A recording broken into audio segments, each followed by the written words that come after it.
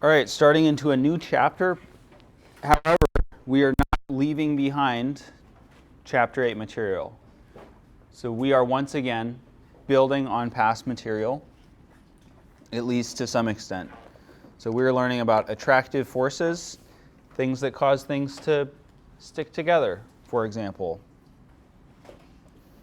So there's several types of intermolecular forces. The specific interaction between molecules in coffee, of which I'm a big fan, that taste bitter, and the taste receptors on the tongue is caused by intermolecular forces. Intermolecular forces are forces of attraction that exist between molecules. So you've got two separate molecules. The way that they interact, those are the intermolecular forces, not to be confused with intramolecular forces, which isn't really a thing, but inter and intra can be confused. Intermolecular forces are essential for many physiological processes, things that are happening in our bodies. Intermolecular forces are the reason that our DNA sticks together and we don't just crumble to dust like somebody snapped somewhere. There are less specific intermolecular forces that exist between all molecules and all atoms. So everything has some intermolecular forces. They're also responsible for the existence of liquids and solids. Without intermolecular forces, liquids and solids wouldn't exist. We would all just be gas. So our types of intermolecular forces. Intermolecular forces are electrostatic forces of attraction. Think magnets. I will reference magnets probably a lot. So magnets have electrostatic forces. They're not moving forces, they're static forces. And these forces of attraction exist between molecules. The strength of the intermolecular forces determines the physical state, solid, liquid, or gas, of the substance at room temperature. And it's not really a measurable quantity that in the way that we'll talk about it, at least we're going to be talking about it qualitatively. So just like it's hot or it's cold, being an example of things being qualitative, versus it's 100 degrees versus it's 0 degrees. Right? We're talking about it just in terms of its qualities, not any numbers. Strong intermolecular forces, think very sticky, tend to result in liquids and solids. Things that are very sticky tend to stick together more. Liquids and solids tend to have high melting and boiling points relative to gases. If you have weak intermolecular forces, not very sticky, that's going to tend to result in gases. We will, I think, be doing some review of our states of matter.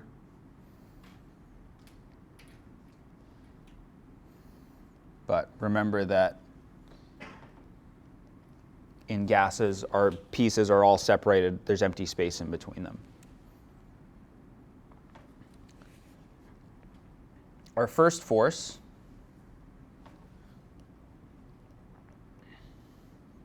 number one, is the dispersion force. The dispersion force is the default intermolecular force. This is the one that everything has. Everything has dispersion forces. It's in all molecules and all atoms. It's also sometimes called the London force or the London dispersion force. So dispersion forces are caused by fluctuations in the electron distribution within molecules or atoms. So you may remember that we talked about electrons and how they're probabilistically distributed. If you've got a nucleus here and an electron cloud around it, at any given moment, your electrons can be anywhere within this cloud or within this shape. We're just going to use the general spherical shape. So the electrons can be anywhere within this kind of probability region. And so since they can be wherever in here, sometimes all the electrons might end up on one side or on the other side, or they'll be nice and evenly distributed. And it's those fluctuations in here that cause dispersion forces. So dispersion forces are caused by random fluctuations and these can cause what's called an instantaneous dipole. The instantaneous dipole exists for the shortest period of time that you can imagine. And then cut that into 1,000 parts, and then cut those parts into 1,000 parts, and that's how long they exist. Somewhere like that. They're there, and then they're gone, and then they're gone, and then they're there, and they're there, and they're gone, and they're there, and they're there, and they're there, and they're somehow still there, and then they're gone, and then they're back, and then they're gone again. And repeat that, but shuffle it.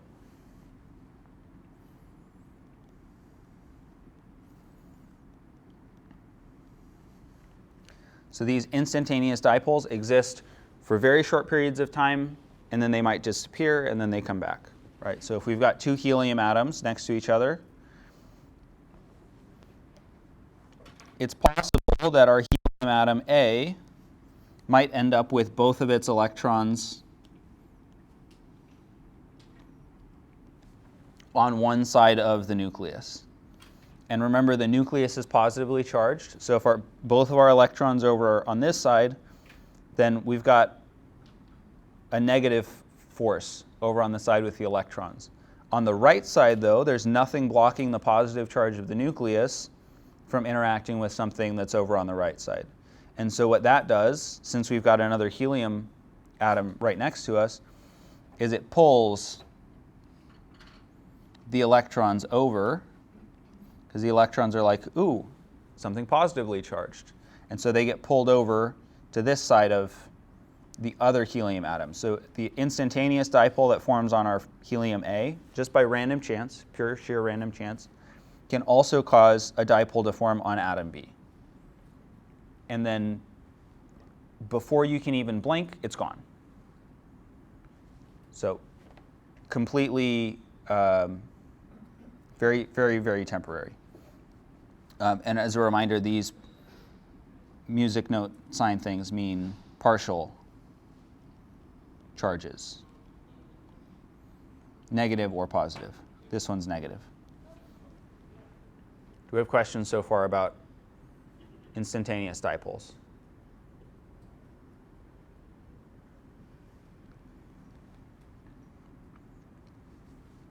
Okay, so the instantaneous dipole on a helium atom can induce instantaneous dipoles on the neighboring atoms by attracting their electrons. Because we basically, for this helium A, we've made a little tiny positively charged magnet just on this side of the helium. And that attracts the electrons, which are negatively charged in helium B. So then they mosey on over, and we get a little bit of an interaction there. So it's like the smallest little magnet force that you can possibly imagine between these two helium atoms for a very brief moment, and then it disappears and they go their separate ways again.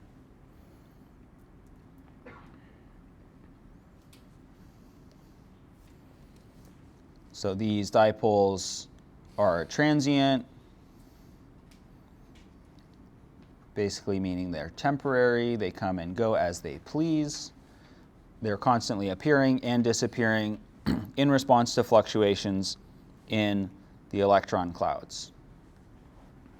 So again, it's randomly, the electrons are all together on one side or mostly on one side, so that side is negative because a bunch of electrons got together. The other side, there's no electrons or there's fewer electrons over there, so that's going to be partially positive. There's a couple of things that affect our dispersion force. The magnitude,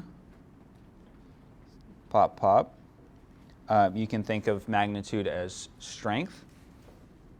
So the magnitude of the dispersion force, the magnitude of the positive and negative charges, depends on how easily the electrons can polarize. How easily we can get them to come over to one side of our electron cloud or the other in response to a positive or negative charge. A larger electron cloud is more easily polarized, meaning that we'll have stronger dispersion forces.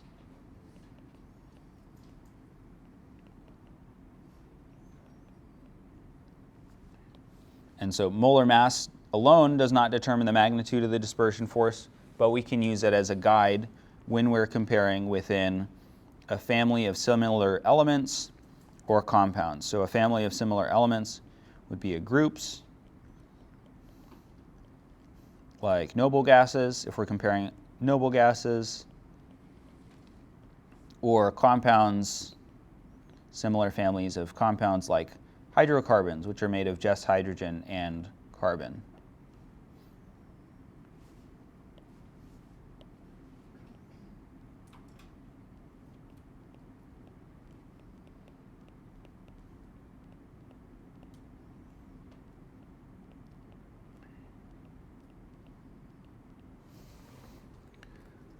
So the more electrons we have, the stronger our dispersion force can be and will be.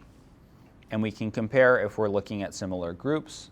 So if we're looking at our noble gases, that far right column on our periodic table, then we can compare across that group since they're all similar elements.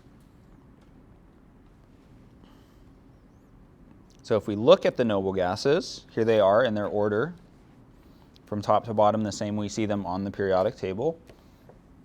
And we're going to look at the boiling points. So the boiling point being the temperature that they turn from a liquid to a gas.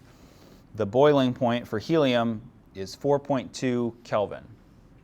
So it's a little more than 4 degrees above absolute zero, the coldest that you can possibly get.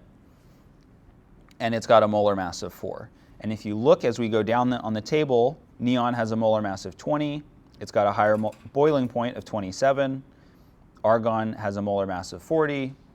It's got a boiling point of 87. As molar mass increases, boiling point also increases.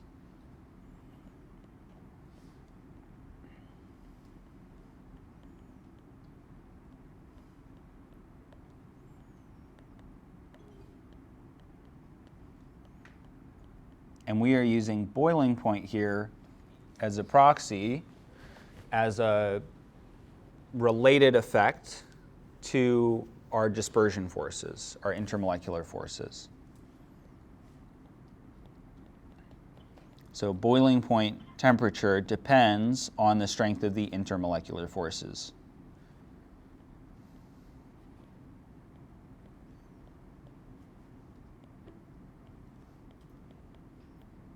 Melting point also depends on the strength of the intermolecular forces.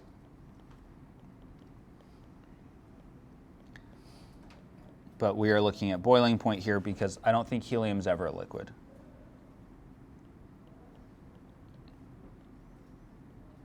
And I'm going to start using IMF to refer to intermolecular forces because I don't want to write all that. So don't get confused and think, why is Mr. K talking about the International Monetary Fund? No, I'm not. It's intermolecular forces. I know that's what we were all thinking. So just generally, if we've got a higher boiling point, that means we have higher or stronger intermolecular forces.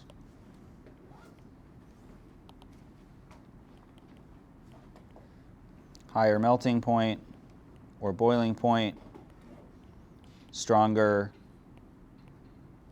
IMF. Just as a general rule. That's like if you want to memorize something, that would be a thing that you could memorize. So far, just talking about dispersion forces. Okay, a little thought exercise for us. Hydrocarbons, as I mentioned previously, are a class of chemical containing only carbon and hydrogen. Which hydrocarbon, ethane or butane, has the higher boiling point? Does C2H6 have a higher boiling point, or does C4H10 have the higher boiling point? What causes a higher boiling point? Think about that maybe. And I'll give you some time to think about it. Please discuss with your neighbor. All right, what do we think? Which one's going to have the higher boiling point? If you purely guess, you have a 50-50. That's pretty good odds.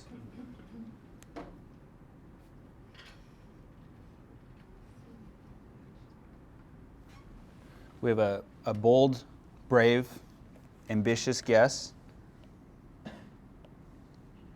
that it is C4H10. You have chosen wisely.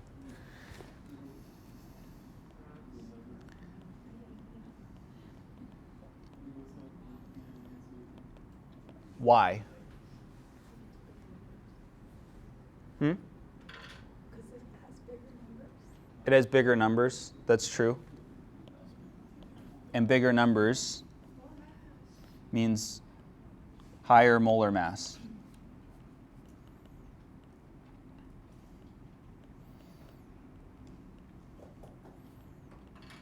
And the other thing that comes along with a higher molar mass means we've got more protons and neutrons, and when you have more protons, that also means you have more electrons, and when you have more electrons, that means you've got a bigger electron cloud, which means that it's more easily polarizable. That's like the full thought process.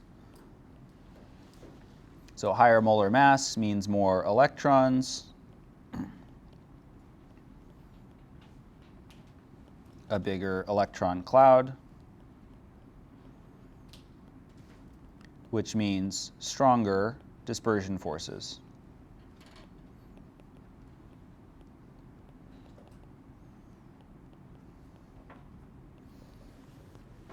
Ideally, those are the steps that your brain is working through. Consciously or subconsciously, ideally that's what you're working through. If you just remember bigger is better, that also would be acceptable, I think. Questions about dispersion forces? Okay, force number 2, dipole-dipole force.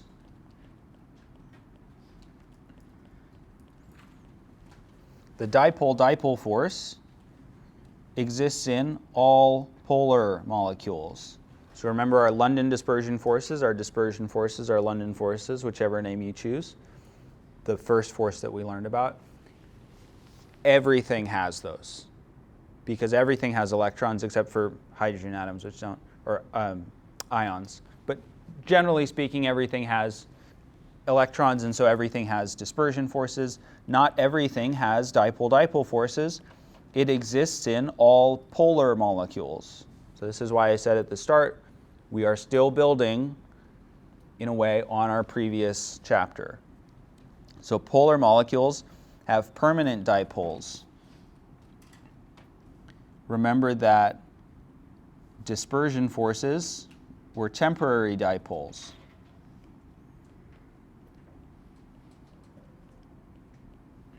So dispersion forces are due to temporary dipoles.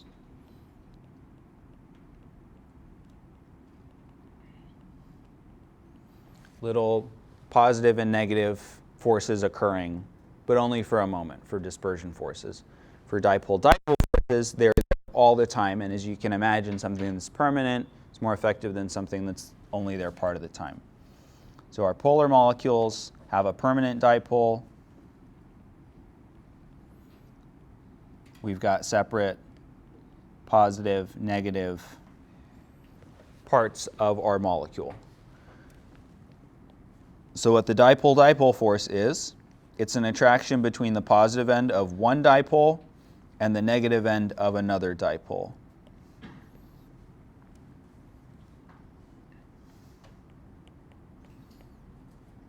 So it's a force between two dipoles. That's why it's the dipole-dipole effect. It's a force between one dipole and another dipole in polar molecules. So all molecules have dispersion forces. Polar molecules, additionally, on top of that, as an extra, as a bonus, have dipole-dipole forces. Polar molecules have higher melting and boiling points relative to nonpolar molecules of similar molar mass. Any guesses on why that is? What would cause the melting point and boiling point to be higher if the molar mass is the same? If the molar mass is the same, our dispersion forces should be about the same, right? So why would our melting point and boiling point be higher? We've got stronger intermolecular forces. So dipole-dipole is a stronger force.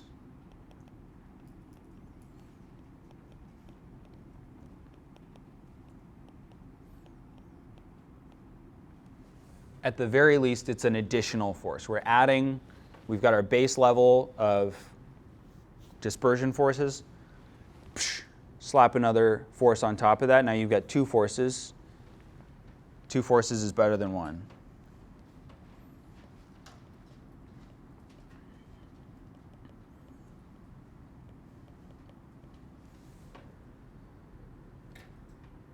All right, I think it's picture time. Picture time.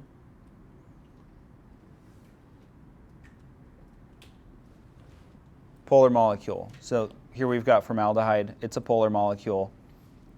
Oxygen has a higher electronegativity value than carbon, and the hydrogen are definitely not balancing out that force. If anything, they're contributing to it. And so we have this overall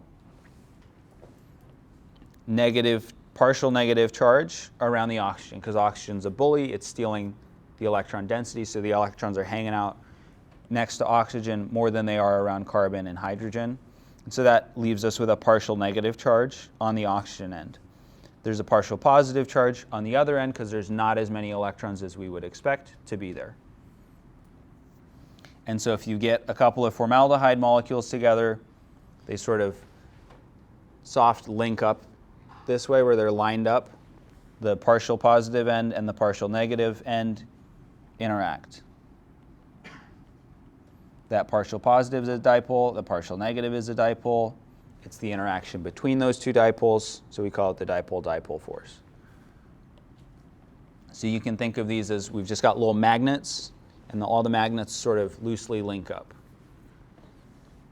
Of course, if you put enough energy in, if you heat it up enough, you're still going to be able to separate those magnets out. That's what melting and boiling do, separating those magnets to various degrees.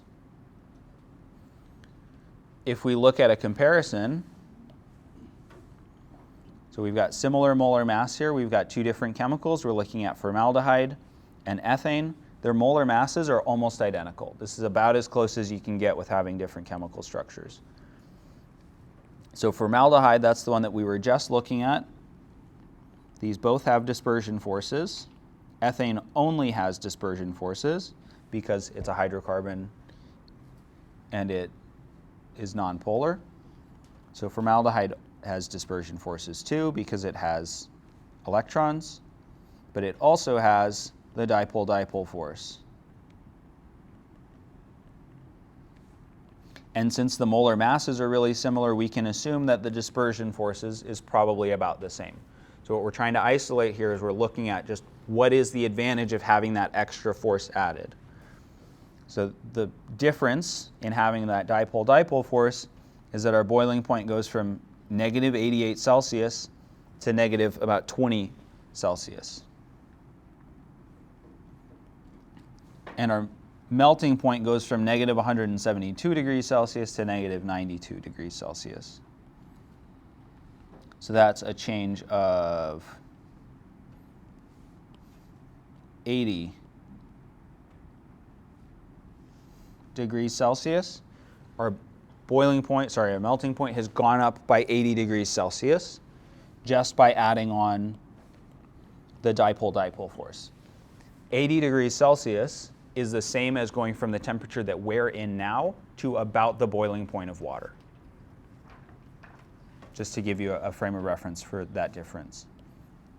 Our melting point also gets a similarly big jump, but that one is just, I'm going to call it about 70 degrees Celsius. So both of these get a massive jump because they've got this dipole-dipole force. They're a lot stickier, stronger intermolecular forces. We think of them as just being stickier, at least I do. And since they're stickier, you have to take them to a higher temperature before they will boil, before they will melt. The polarity of molecules also affects their miscibility. Miscibility you can sort of think of as mixability,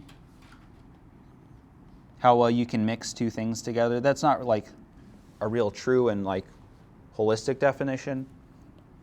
It's close enough though, I think. So miscibility is the ability of a liquid to mix with another liquid without separating into two phases. Sometimes you'll also see it as like you can mix them in any proportions. Generally, it's just will they combine together or do you have to shake them to get them to pour out nicely, if we're thinking of like salad dressings.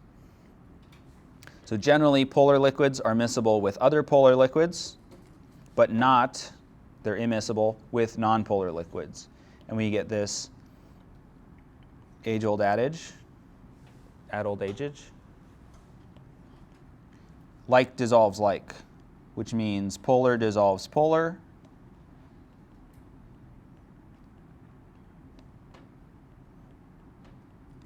nonpolar dissolves nonpolar.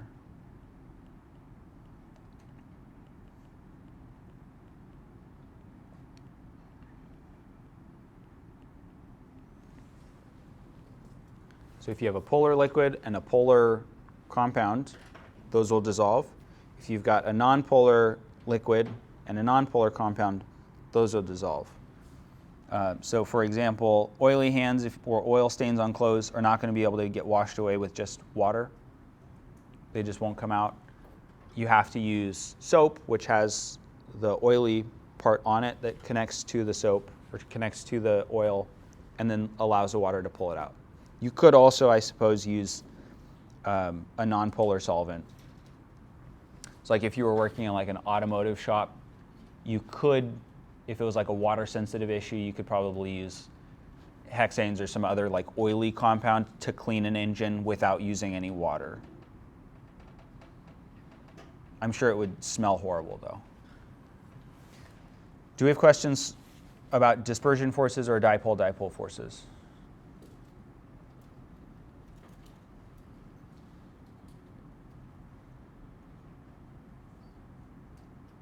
Great, I'm crushing it. Okay, so examples of miscibility and immiscibility. Chloroform, which is nonpolar, and water do not mix. Oil, nonpolar, and water, still polar, also don't mix. So it's water and chloroform, water and oil. And then we've got the Deepwater Horizon oil spill where you can see like the shiny parts. That's oil all over the Mississippi Delta. That's a NASA image because the oil just sits at the top of the water except for the parts that clump up and fall to the bottom and do all sorts of bad stuff. So as a reminder on polarity, there's ways to determine whether a molecule is polar. You can determine whether the molecule contains polar bonds. You have to have polar bonds for it to be polar. And you can determine whether the polar bonds add together to form a net dipole moment using vectors or whatever method you choose. Or you can use Mrs. K's method, what I call the nonpolar express. A molecule will be polar if both conditions are true. If we've got no lone pairs on our central atom, just the central atom, and the atoms bonded to the central atom are identical or have the same electronegativity. Then it will be nonpolar. To even start to use the nonpolar express, though, we need a Lewis structure. Need to be able to draw a Lewis structure, a correct Lewis structure even.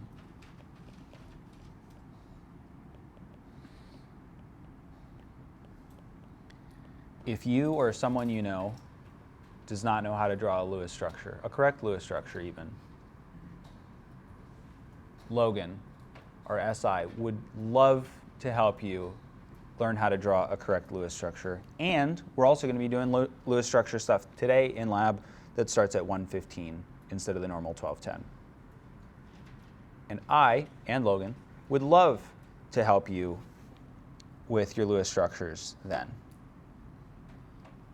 Okay, some dipole-dipole force exercise. Determine whether each of these molecules has dipole-dipole forces.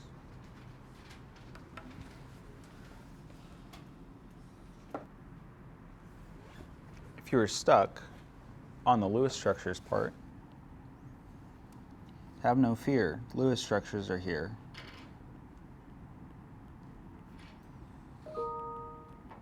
No. I don't know what that sound was. Okay, that's CF4, carbon tetrafluoride. I am still thinking I'll do a nomenclature quiz at some point to add to our quizz's score. And then we've got CH3, Br, methyl bromide, which we would draw as something like that. And last but surely, HCl. So if you were stuck on the Lewis structures, congratulations, you're unstuck on the Lewis structures. Now figure out, are they polar? Do they have dipole-dipole forces? All right, the moment we've all been waiting for. Do they have dipole-dipole forces? Any guesses on CF4? Does it have dipole-dipole forces? What things have dipole-dipole forces?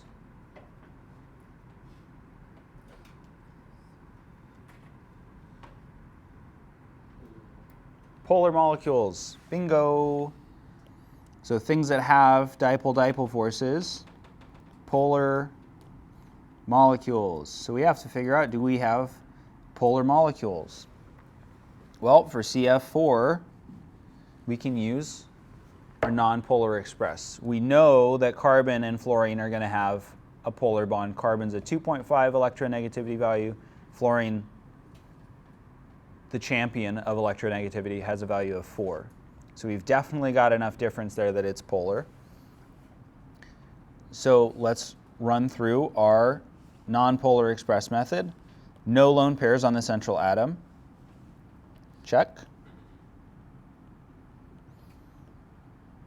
We got no lone pairs on carbon. Carbon's our central atom. And the atoms bonded to the central atom are identical or have the same electronegativity. They're all fluorine, so they're identical. Call them identical groups, identical atoms. It meets both of our conditions for the nonpolar express. So CF4 is nonpolar. It does not have dipole-dipole forces.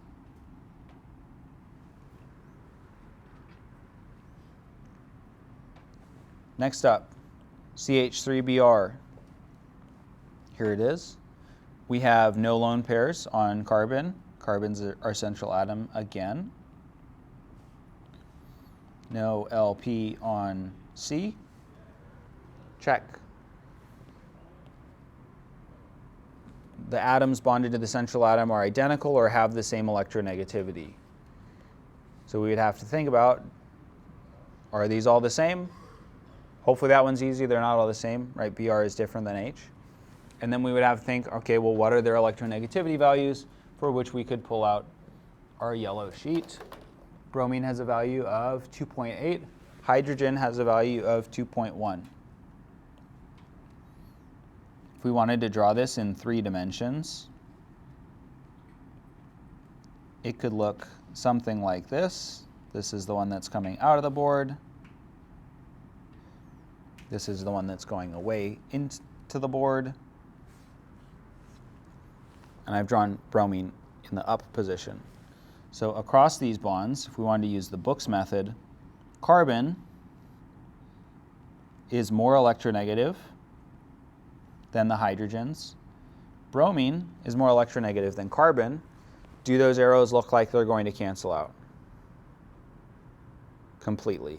Probably not, right? They're generally all pointing in the up direction, the way that I've drawn it. So Book's method, the arrows do not cancel out. They kind of add up in that vertical direction.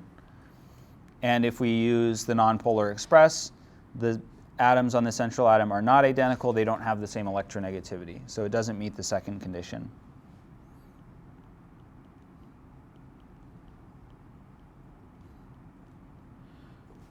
Electronegativity being E, N. So no lone pairs, but not all the same. Methyl bromide we would consider polar, meaning that it has dipole-dipole forces.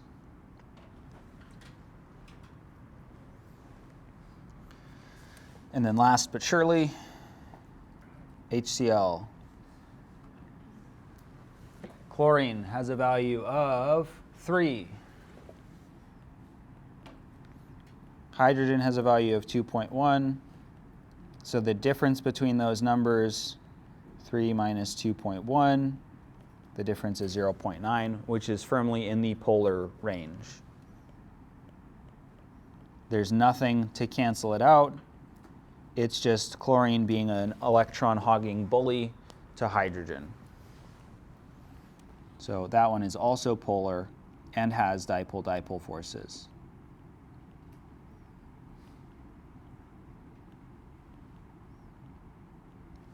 And just as a reminder, in case we've forgotten, the arrows point in the negative direction and this plus is on the plus side. Questions about any of those three, how we did any of the parts?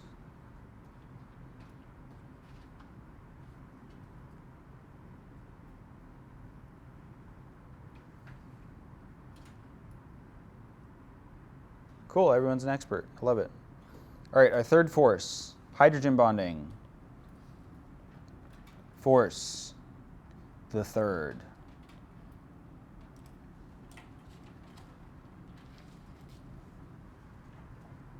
Okay, force number 3, hydrogen bonding. Polar molecules, so we're starting off with polar molecules that contain, so here's our caveat, hydrogen atoms bonded directly to fluorine, oxygen, or nitrogen exhibit an additional intermolecular force called hydrogen bonding. Hydrogen bonding is basically a super dipole-dipole force. So in order to have hydrogen bonding, we have to have hydrogen bonded to fluorine, oxygen, or nitrogen. HF, HN, HO. We have to have one of those three for it to be hydrogen bonding. The reason for that is that there's a large electronegativity difference between hydrogen and these electronegative elements. Fluorine's got the value of 4, oxygen's 3.5, nitrogen I think is 3.0.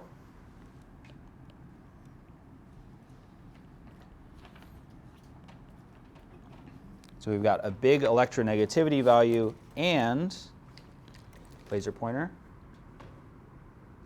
Let's notice where nitrogen, oxygen, and fluorine are.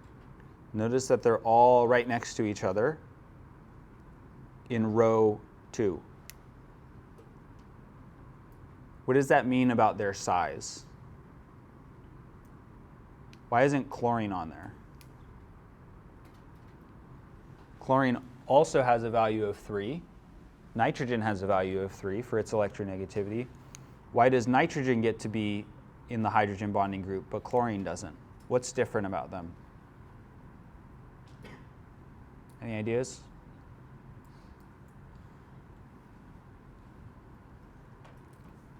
What happens when you move down on the periodic table? What changes?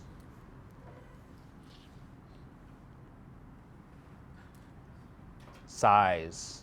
So in this case, size matters, unfortunately. So the small size of these neighboring atoms means that the neighboring molecules can get really close to each other. So fluorine, oxygen, and nitrogen are all small. That's why chlorine doesn't get to be included. It's one row down, so we've added a whole other shell of electrons outside of that, what we had for fluorine. So it's significantly bigger, and because it's bigger, they can't get as close to each other when we're doing this bonding stuff. Okay, some clarification about hydrogen bonding. Hydrogen bonding is not covalent bonds. So we're not doing a full and equal sharing of electrons.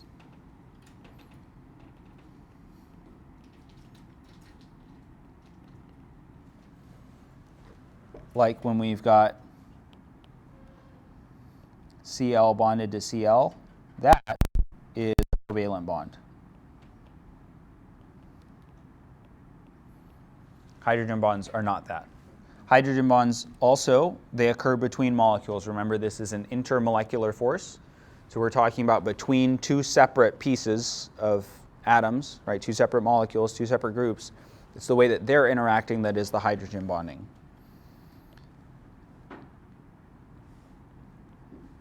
Hydrogen bonds are way weaker than covalent bonds. They're 2 to 5% the strength of a typical covalent bond.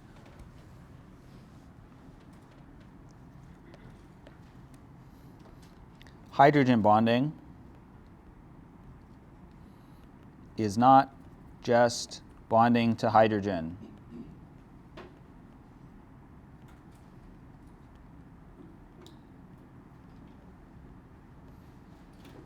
It's specifically HF, stuff that has HO, stuff that has HN. And some squiggly lines because there's probably going to be other bonds there. It's specifically those conditions where we have hydrogen bonded to fluorine, oxygen, or nitrogen. Let's look at HF because it's the simplest. In HF, the hydrogen on each molecule is strongly attracted to the fluorine on its neighbor. So we have this giant difference in electronegativity. It's 1.9. It's almost to the point where it's ionic. So fluorine is almost just straight up stealing the electrons from hydrogen. We've got them represented, just showed in the cloud for fluorine. So fluorine's hogging these electrons. So hydrogen has less than it expects. It's basically just a bare proton. So it's got a partial positive charge on it, a relatively strong partial positive charge. The fluorine has a relatively strong partial negative charge, and so these link up with the dipole-dipole force. But because the molecules are small, they can get even closer, and as you might know, the closer that magnets get together, the stronger they are. I don't have my dangerously strong magnets with me, otherwise I would show you. They're dangerously strong, like they will hurt you. Part of the reason that I don't bring them to class, because I don't want someone to get hurt with my magnets.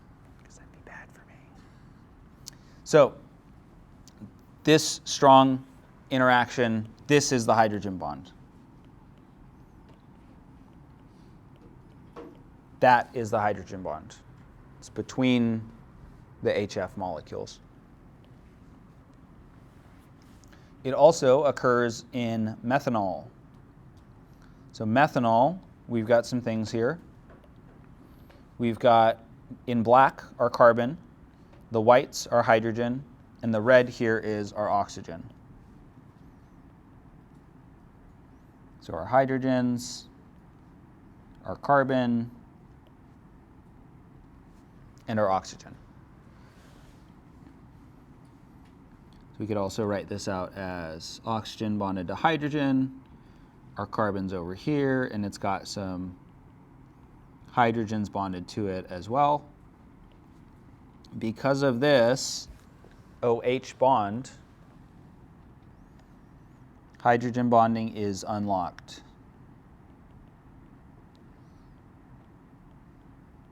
We have met the requirement for hydrogen bonding. We have oxygen bonded directly to hydrogen. And because we have oxygen bonded directly to hydrogen, that's going to form this strong partial negative charge, partial positive charge, and those will interact with each other. So the hydrogen from this methanol interacts with the oxygen from this methanol, and we get the hydrogen bond.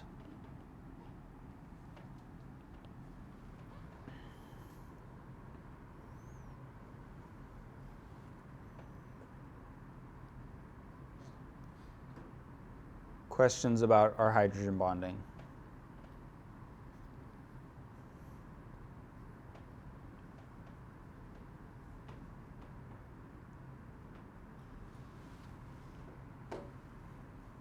Okay, let's look at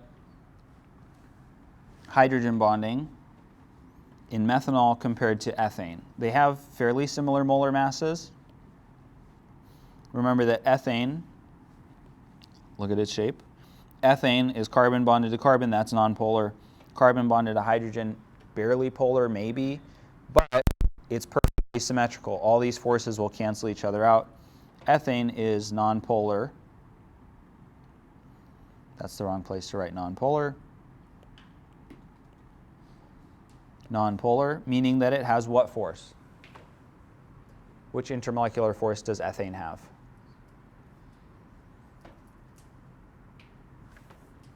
Which intermolecular force do all atoms and molecules have?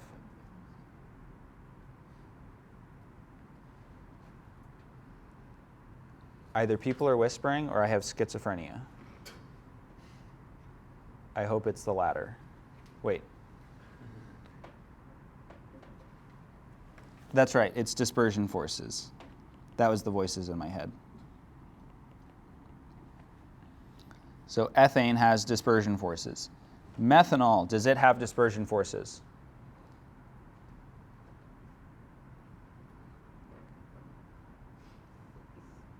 Yes. Yes, it also has dispersion forces. It also has dipole-dipole forces because it's polar.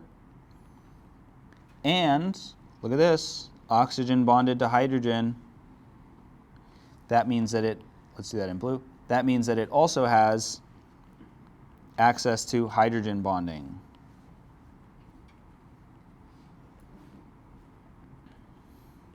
The deck is stacked here for methanol.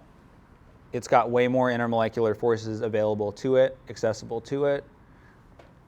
So if we look at the comparison between the boiling point and the melting point, the difference is Tony Stark. The difference is stark. Negative 88 to 64.7 is a big number. It's like 150 degrees Celsius. If I'm not crazy. I think I am. And then it's about 80 degrees Celsius difference for the melting point. So adding these extra forces on, our boiling point jumped up by a staggering 150 degrees Celsius. So that's the difference between freezing cold water and boiling water, and then another 50% of that. Just from adding in these two forces, just from adding in dipole-dipole and hydrogen bonding forces. They're basically the same size, so the dispersion forces are about the same. This is some heavy lifting by dipole-dipole and hydrogen bonding.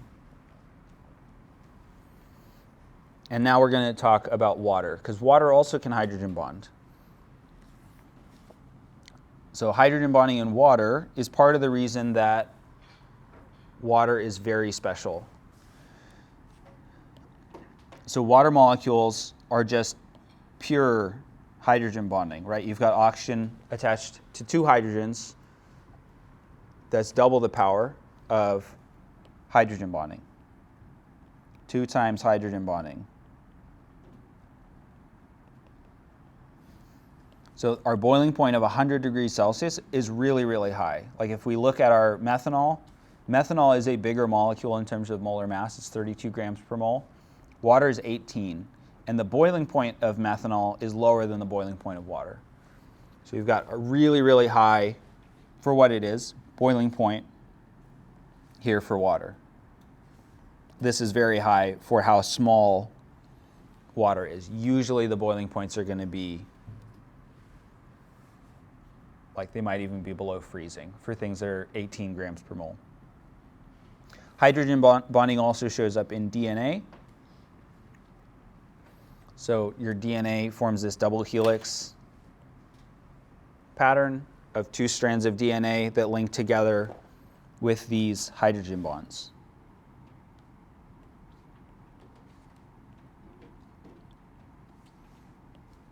We've got lots of nitrogen bonded to hydrogen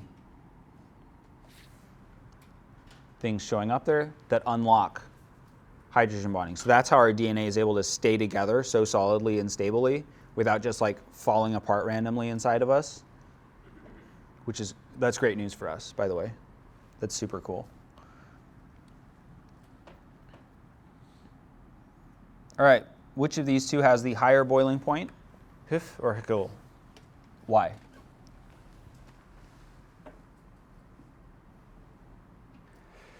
All right, what do we think? Which one has the higher boiling point? Okay.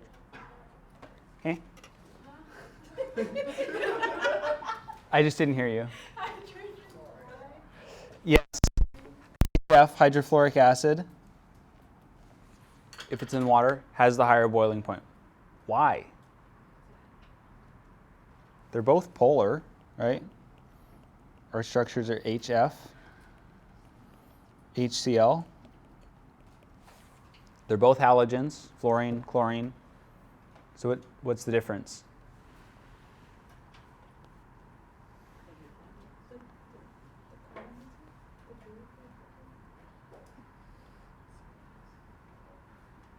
I heard half of what you said, but Because F is on top of K, or I don't know. that's one way we can justify it. There's two ways I think we can justify it. First of all, we're asking about higher boiling point. What's going to cause a higher boiling point?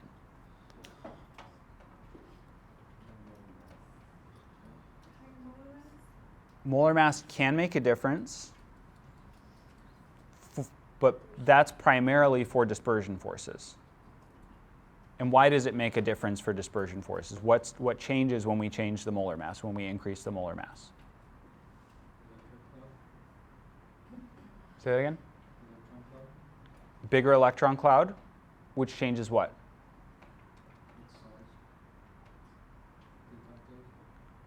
What force does it adjust or change? Dispersion forces. So increasing the molar mass does make the dispersion force bigger. Increasing molar mass, not to be confused with Marshall Mathers, M&M. So increasing molar mass, right, increases dispersion forces. That's true. However, dispersion forces is our strongest or weakest force?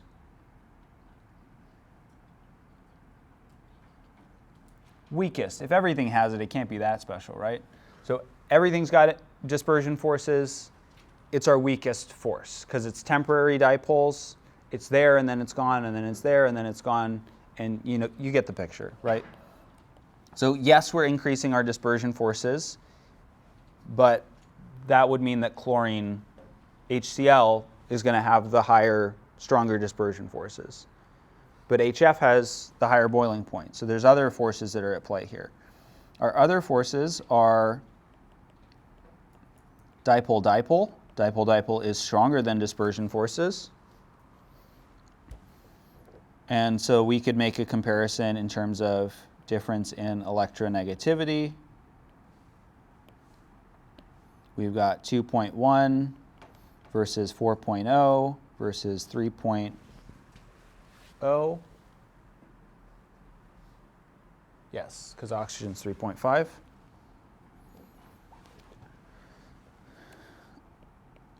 So we've got a difference in electronegativity of 1.9 versus 0.9. So that would be one case that we could make. Okay, HF is going to have stronger difference in electronegativity. Fluorine's doing a better job of hogging those electrons. So increasing difference in electronegativity, that could work. That's going to increase our dipole-dipole forces. However, as somebody else pointed out, we do also have hydrogen bonding. HF has hydrogen bonding, and that's, I would say, the biggest factor here. Because we've got the relatively small fluorine versus the relatively large chlorine, right? Chlorine's bigger than fluorine.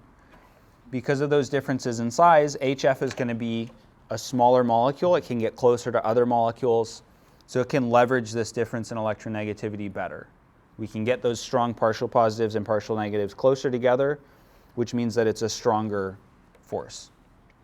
And remember, hydrogen bonding is like super dipole-dipole bonding or super dipole-dipole forces. So HF is the winner in a couple of different ways. Questions about any of that? You don't necessarily have to be thinking through all of that. The thing that I'm really looking for you to be able to identify here is HF is one of our conditions for hydrogen bonding. And so it should win because of that. So that's 3 intermolecular forces. The physical state, solid, liquid, or gas, of a sample depends on the strength of the intermolecular forces relative to the amount of thermal energy. So all of our comparisons, we've kind of been thinking about like at the same temperature, so same thermal energy, same temperature. All atoms are in constant motion, so they're constantly bouncing around. That increases, that random motion, that bouncing around, their energy, increases with increasing temperature, and that energy is thermal energy. If you've got a substance with weak intermolecular forces, for example, dispersion only, relative to thermal energy, like at room temperature, those are more likely to be gases. So one example would be CH4, methane, the gas that you usually cook with at your gas stove at home if you've got a gas stove at home. At room temperature, that's a gas. If the intermolecular forces are strong relative to thermal energy, like hydrogen bonding in H2O, then the sample will likely be liquid or solid.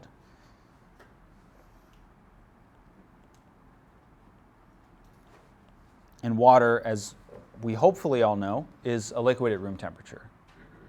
Right, so it's got much stronger intermolecular forces, and so it's a liquid instead of being a gas like methane and other such gases that only have dispersion forces or weak forces. So we've got a bunch of different types of solids. One of our types of solids is crystalline solids. Crystalline solids form, any guesses? Crystals. Crystalline solids form crystals.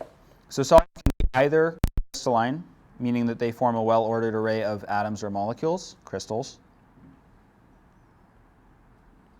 Think quartz crystals, or they can be amorphous, having no long-range order.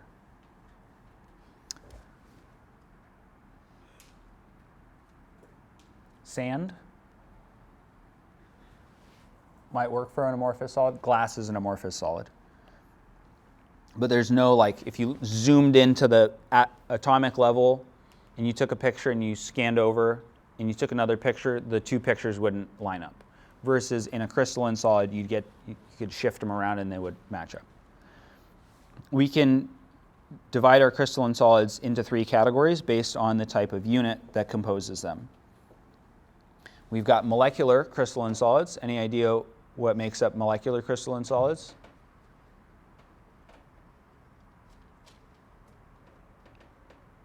It's the Greek hero of covalent bonding. Molecules. We have ionic crystalline solids. Any idea what makes up ionic crystalline solids?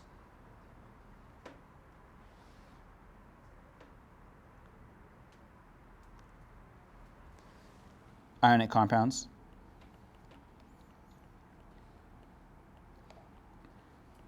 Any idea what makes up atomic crystalline solids?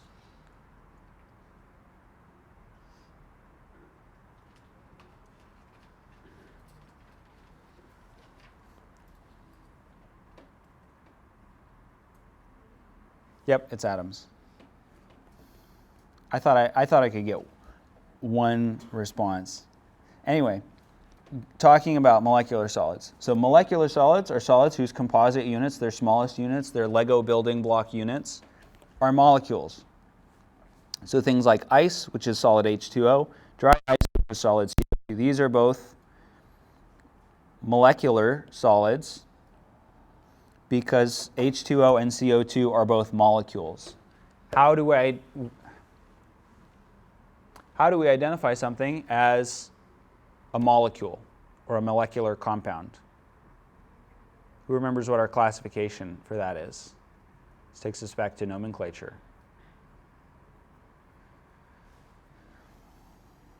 Molecules, non-metals only.